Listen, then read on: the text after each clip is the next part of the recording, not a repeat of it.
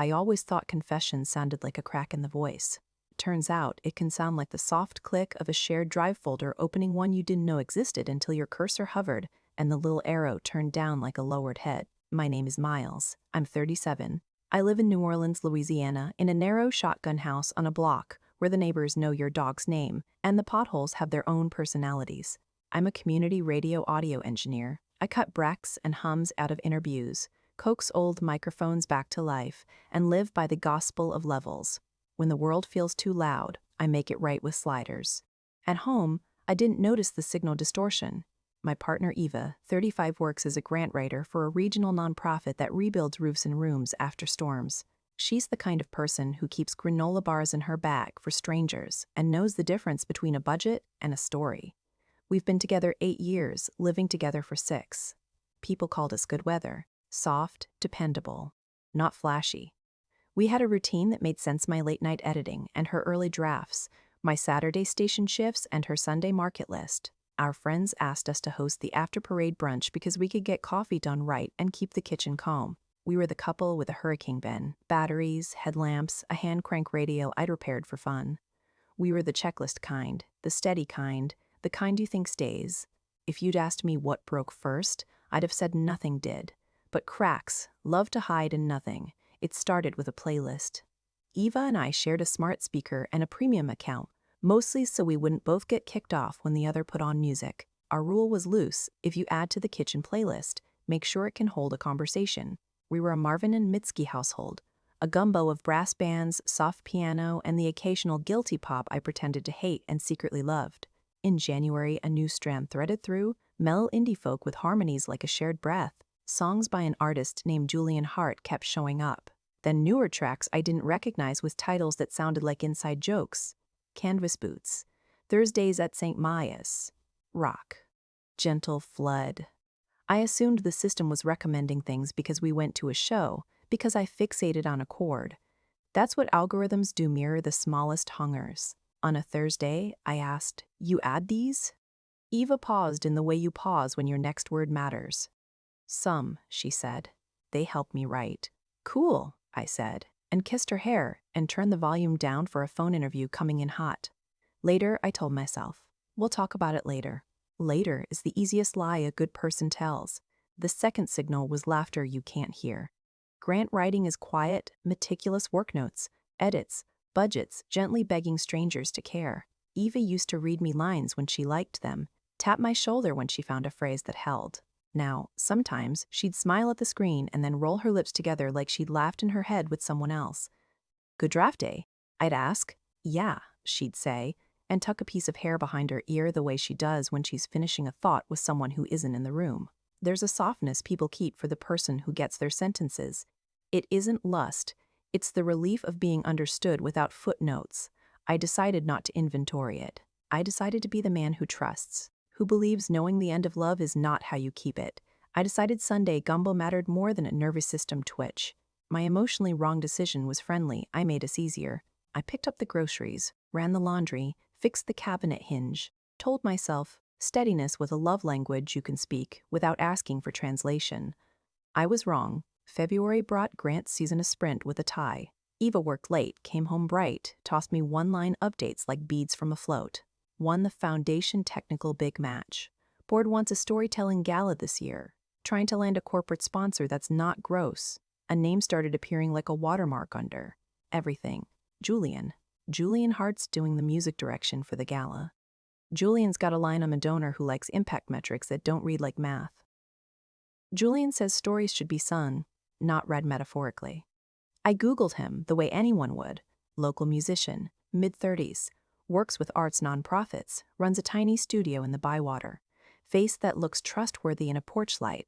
I didn't hate him. That would have been a relief. One night I was editing a call-in show about storm insurance.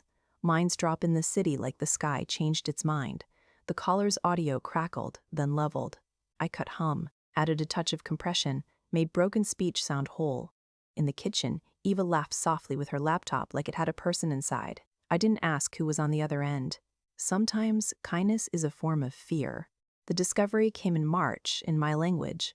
The The station was migrating our archive from one creaky server to a cloud drive with names I had opinions about. I was tagging files when I saw a folder I didn't recognize in our personal shared drive, same cloud service, different tree. It had the innocuous name people use when they're trying to hide in plain sight, drafts for review. We had a drafts for review. We had a drafts folder. This was new, a sibling I hadn't met. I clicked. Inside, subfolders with strings of letters that meant nothing and everything. Internal codes, dates, tiny jokes. One was called Evergreen Thursdays. Another Rooftop's Heartbeat. The little gray person icon said it wasn't just mine and Eva's. One more collaborator. I hovered over the icon and a tooltip bloomed a name. J. Hart. My stomach didn't drop. My body did something quieter. It braced, like a house learning wind. I told myself it was work artists co-writing language for a gala, pairing songs and stories. People collaborate. Humans make things together and shrug and go home. I should have closed the window. I should have said, I saw the folder, tell me about it. Instead, I opened one file, the way a person squeezes a bruise to confirm it exists. The doc was titled House That Held Us, Bridge V3. Bridge, like a song's middle. Bridge, like a song's middle. Bridge, like something you cross when ground runs out. I read the first line and knew it wasn't mine. You showed me a roof like a ribcage, and I learned how a house breathes. That's the kind of line Eva would write when she's brave and her editor is asleep. The next line wasn't hers. You taught me a beam can be a sentence load-bearing and still kind. The cadence felt like a person trying to meet her exactly where she is. The whole page read like two people building a language that could hold both of them. I closed the file. I put my hands flat on the desk and looked at my fingers like they committed a crime. I could feel the board in me steady, heavy, useful ask for screws. I didn't confront that night. I did a small, odd thing. I made red beans. If you're from here, you know that's a Monday ritual, but grief throws calendars in the sink. I chopped onion and bell pepper and celery, softened them low. The house smelled like Sunday, and I thought, if love is a kitchen, mine is still working. Look, see, it feeds you. Eva came home in a light rain, hair damp, cheeks flushed, a soft brightness around her that didn't dim when she saw me. She kissed my temple, squeezed my shoulder, said, "Smells perfect." We ate quietly, like prayer. At the sink, she put her hands in the dishwater and said, "You okay?" I said yes. I said yes because the alternative was a different house. The next day I went to work and made a high school brass band sound like a parade squeezed into a studio. I set 2 microphones to fall in love with each other and sent the signal to the board. At lunch, I went to the levee and tried to listen to the river without turning it into a metaphor. It's impossible. All water is a metaphor when you're 37 and your life is swiveling slowly toward a version you didn't order. 2 days later, Eva asked if she could host a pre-gala work session at our place. Julian and one of the volunteers, she said, "We need a room that sounds honest." "Sounds honest," I said, and watched the words sit on the table between us like a prop. "Okay," I said, "I'll be home. I can help with audio if you need." She smiled with relief. I hate that I liked giving it to her. They came at 6. Julian had that musician casual, I'll never trust again. Clean but unbothered, hands that look like they learned patience without being told. The volunteer Marcy, early 20s, interns like plants, underpaid, necessary spread papers across the table like a map. For 2 hours, I heard the work. They cut a story about a grandmother who fixed her own stairs with a butter knife and a YouTube video. They argued about whether resilience is a word or a weight you put on other people. They tried a lyric 3 ways, and I kept wanting to be impressed. Then they took a break. Eva went to the kitchen. Marcy answered a text. Julian leaned against the doorframe and said softly, not like a secret, more like a fact, "You're carrying too much for one person." Eva laughed, a short, tired laugh I knew like my own. "I always have," she said. "That doesn't make it right," he said. "I know," she said, and sipped water and looked at the ceiling, and for a second the room altered like the air decided to remember a different storm. I could have made a joke and reset the tone. I could have walked in and asked about mic placement. I could have taken no new action and kept the old life. I did nothing. I sat in the hallway with a pair of headphones around my neck and listened to my heartbeat in my ears. After they left, Eva stood at the sink a long time, not washing anything, just standing like water had a lesson she didn't want to miss. "Good work," I said. "Yeah," she said, and turned the faucet off, and the sudden quiet made the house admit it was listening to us too. "Can I ask you something?" I said. Always, she said, and the word felt like a promise from a younger year. What is drafts for review? I asked. She smiled small. A mess, she said. Working stuff for the show. The board wants polished. I need a place to be wrong first. With Julian, I said. She put her palms on the counter and looked at me, not away. With Julian, she said. Every story has a sentence that tells you what you're in. This was ours. Is there something happening I need to name? I asked. She closed her eyes for the length of 2 breaths, one to enter, one to leave, and said, I don't know how to answer that without hurting you. Then hurt me, I said, but tell the truth first. I feel seen, she said, and my chest flinched like a snare hit. By him, I said. She nodded. Not because of him, she said quietly, because he's in the room where I use the part of me I've been starving. What part is that? Brave, she said. If I were a better man, I might have said something noble about wanting that for her no matter what. I am an ordinary man who loves a woman he knows better than anybody, and I said, I want to be in that room. I want you there too, she said, and I believed her. She looked like herself, not lit up by someone else, not asking for permission. She looked like a person who'd run into her own life and realized it could hold her weight. Is it physical? I asked. No, she said. Her tone carried a small pride that told me the answer was both true and useless. What do you want? I asked. I want this to be ours, she said. Not mine and his, not yours and mine, ours. But I don't know how to do that without asking you to be a different person, and I don't know how to be different without breaking what we made. There it was, the blueprint that doesn't match the lot. We slept badly. In the morning, she made coffee as if morning still behaved. I went to the station and made a poet sound like the whole city could fit inside one voice. On the way home, I picked up beignets because sugar can lift a minute even if it can't fix a life. 2 weeks later was the gala. The theme, because every fundraiser needs a theme, was The House That Held Us. Cypress centerpieces, projected photos of porches rebuilt, stories from families who slept dry for the first time since a storm forgot their last name. I wore a suit that fit where it touched. Eva wore a dress the color of the hour right before the streetlights come on. Julian tuned a guitar quietly in a corner. People with money clapped like they invented hands. The show worked. It moved in a slow arc that felt like walking home. A single mom told a story about her son learning how to hammer without fear. A volunteer talked about his grandfather teaching him that measure twice, cut once is a spiritual practice. Then came a piece called Bridge. 2 voices, one speaking, one singing braided lines I recognized from the doc I shouldn't have read. You showed me a roof like a ribcage, and I learned how a house breathes. The room went quiet in the way rooms go quiet when they're being changed.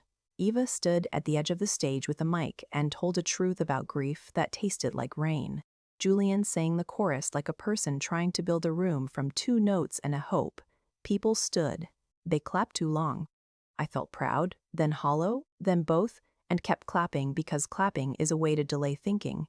After, donors swarmed her with praise. I stood by the coffee because coffee lets men stand by things.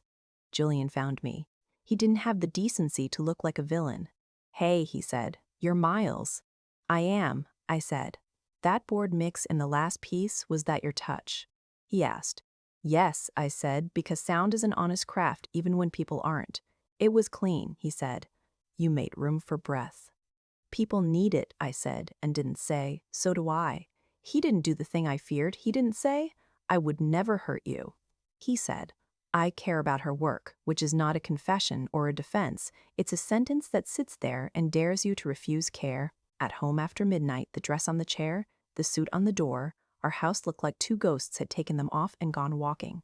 Eva sat on the edge of the bed, took my hand and said, I don't want to lose you.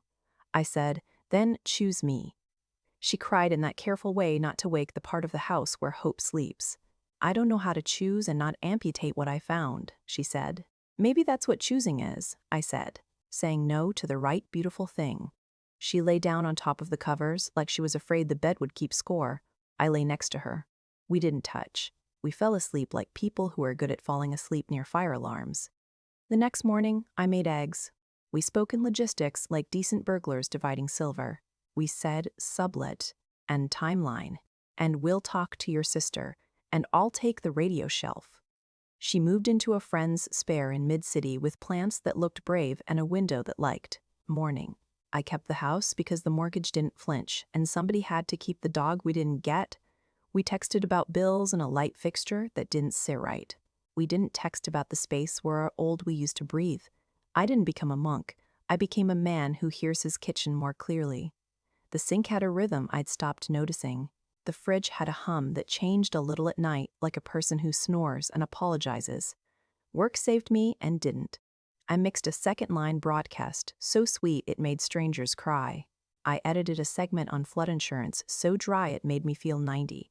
I started saying yes to the easier, dumber volunteer shifts tabling at a school fair. Recording a seniors choir because being in rooms where people try made me less likely to set myself on fire for warmth. A month later, in a grocery aisle, I saw Julian with a basket of things that looked like a life of lemon, a baguette, a bottle of cheap wine, a jar of olives. I could have turned down the tea and avoided it. I turned into it because avoidance had built me a room I didn't like. He saw me, straightened mentally, nodded. "Hey," he said, small. "Hey," I said, small.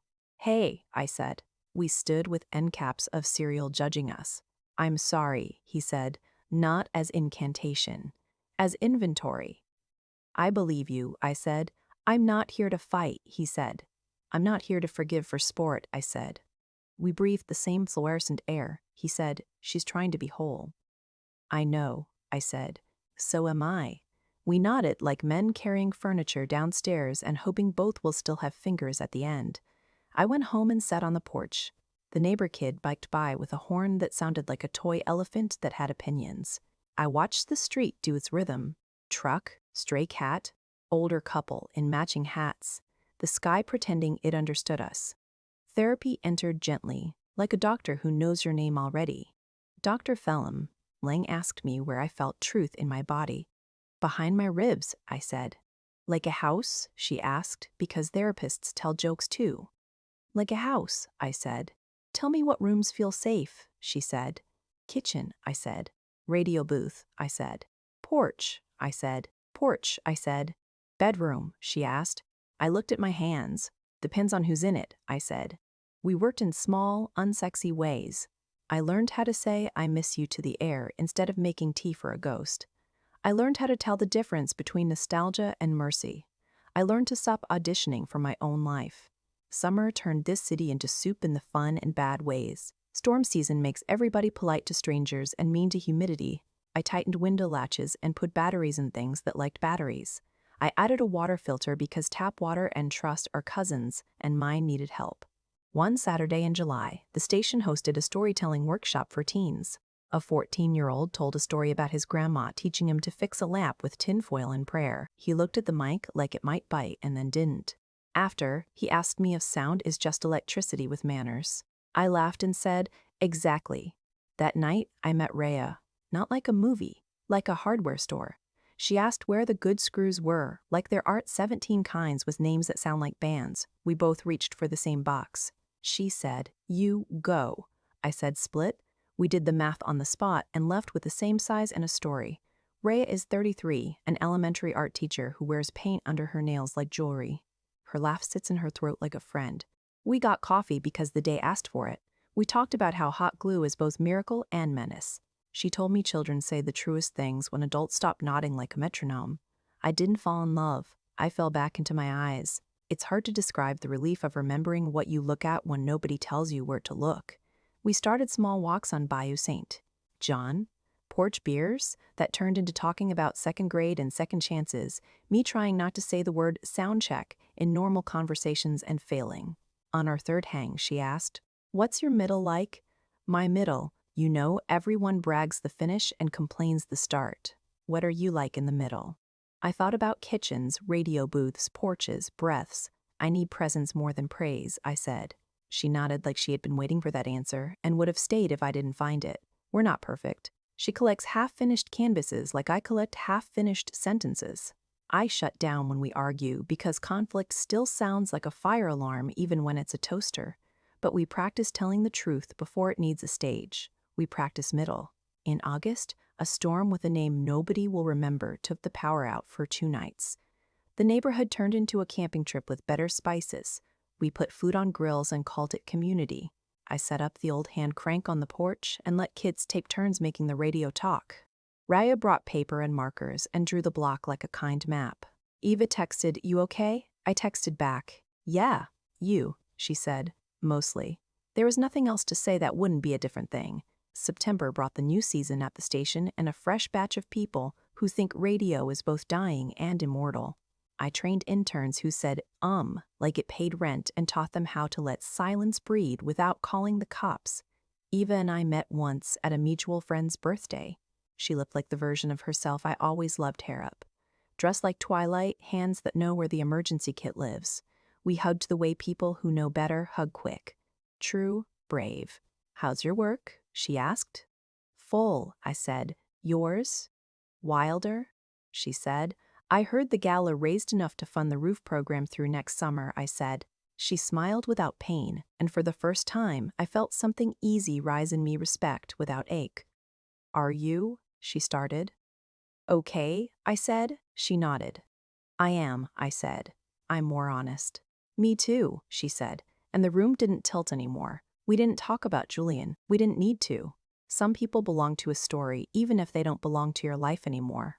By October, the kitchen stopped feeling like a courtroom. I cooked gumbo on a Sunday. Ria came over with okra from a school garden and stories about a kid who painted a dragon with 8 eyes because more eyes means more safe. We ate too much and fell asleep on the couch with the public window open to a breeze that felt like the city forgiving us for surviving it. Around that time, I took on a side project, digitizing tapes from a neighborhood historian who kept everything.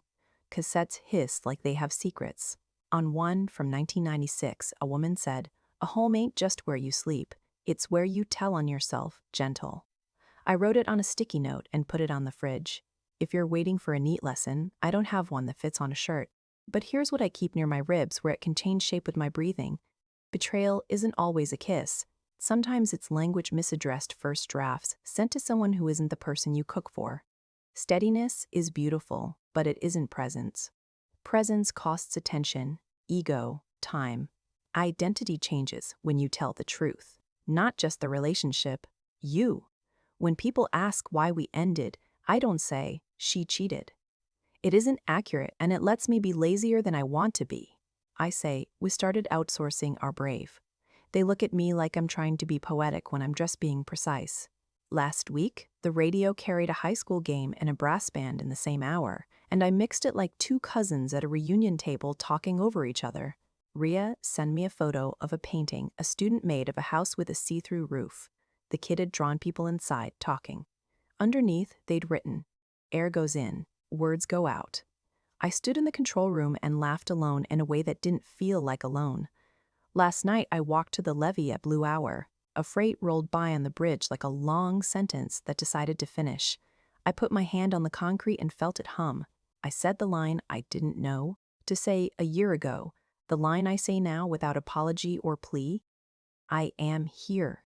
It's not forgiveness. It's not a challenge. It's a presence. I go home. The porch light is on because I said it that way. Inside, the kitchen is a room that tells on me gentle. The fridge hum is a friend. The sink is a metronome. The hand crank and the hurricane bend sit where they've always sat, not because I'm waiting for disaster, but because preparation is love with tools. I take a pen and a piece of tape and label a glass jar first drafts. I put it on the shelf. When I have a thought that belongs to the person I love, I'll write it down and put it there if I can't say it yet. A small practice. A way to keep my brave in the house. Maybe one day I'll marry. Maybe I won't. Maybe I'll just get really good at gumbo and forgiveness without invites. But this much I know, the next time the music shifts, I won't wait for a folder to tell me. I'll ask, "Who's in the room with you?" And I'll say, "I want to be in that room." If you're listening from a place where a playlist is telling on your life, where a shared drive whispered a name that wasn't yours, where the dress on the chair looks like it got taken off by a future you can't live in, this is the permission you don't need, and I'm giving anyway. Ask the question before the gala. Say the line at the sink. Let the house hear you. The crack in the voice might still come, but it won't be a surprise, and it won't be the only sound in the room. There will be breath. There will be hum.